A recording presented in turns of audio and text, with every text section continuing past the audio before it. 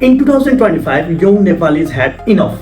They took to the streets, they toppled a prime minister, and in March 2026, they voted in Balendra Saha, aka Balen, the former Kathmandu mayor, ex-rapper, the guy who built his name on being nothing like the old guard.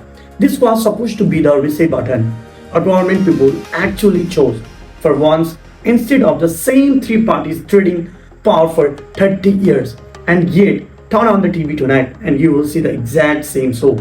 Panelists screaming over each other, old leaders being defended or attacked like it's still their turn to matter. Politics as blood, sport, the government change. The conversation hidden. Here's the part that should bother you more than any political scandal. Somewhere in Kathmandu right now, there's a 24-year-old building software that could employ more than 50 people in 5 years. There is someone bootstrapping a small manufacturing line. There is a founder who just lost their biggest client and is deciding tonight whether to quit or push through. None of that is on the news because controversy is very cheap content. Shouting match gets clicks in minutes. Founders slow on glamorous grind for 3 years before anything works. That does not fit into a 6 o'clock segment. So the media does not lie to you. Exactly. It just never points the camera at the thing that would actually move the country forward. It's not censorship. It's laziness dressed up as relevance. And the tragedy is we let it train us. We now expect politics as drama and treat business creation and investment like that someone else's story, not ours. There is a reason this works on us.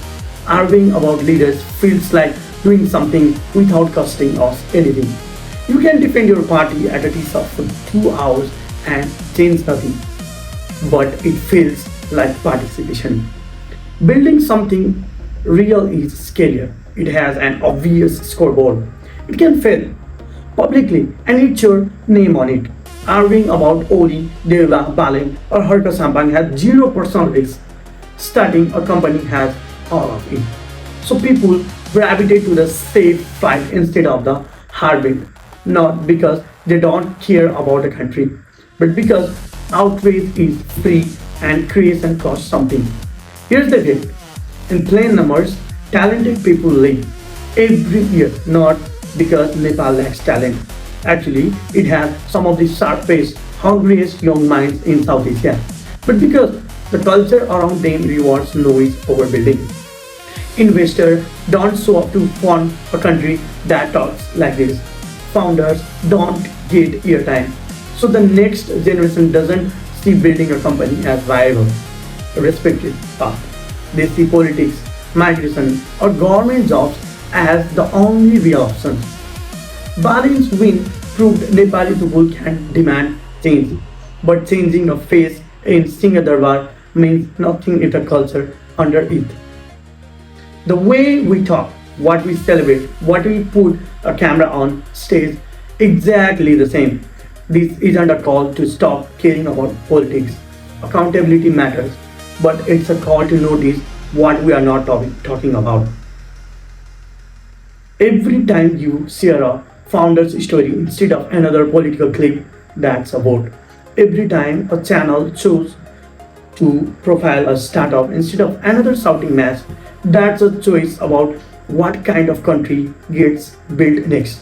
Balen didn't just win an election, he proved that Nepalis are done waiting for someone else to fix things. The next chapter is not about who is in Singadarbar. It's about whether we start pointing the camera and the conversation at the people actually building Nepal's future. The revolution already happened on the street. The next one has to happen in what we choose to talk about. Thank you so much.